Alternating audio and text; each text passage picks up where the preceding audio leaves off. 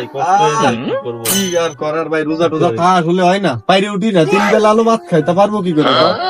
রোজা কালকে কি অবস্থা তোর, হ্যাঁ? এই তো দিনকাল যাচ্ছে মোটামুটি। রাখ, ভালো করে কি হচ্ছে? এই রোজা রমজান মাসে যুব সমাজটা একেবারে শেষ করে ফেলালো, ধ্বংস করে দিল মোটে। এই যা এখন কাজকর্ম নেই, এনে বলছে নিশা টিশা করে। এই শোন, ওঠ, ওঠ, শোন, ওঠ। ওরা মোটে মোটে অশান্তি বোধ করতে হয়। এই কাকা ঠিক হয়ে গেল?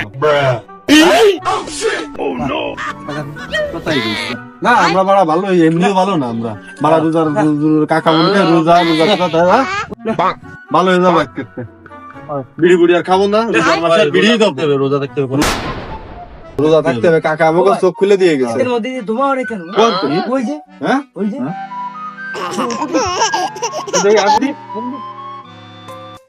কামটা করলো কি?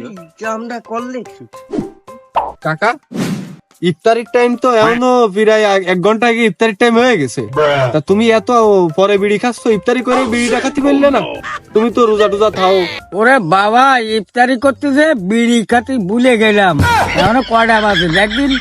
ওকা ইফতারির টাইম তো প্রায় হয়ে আইছে।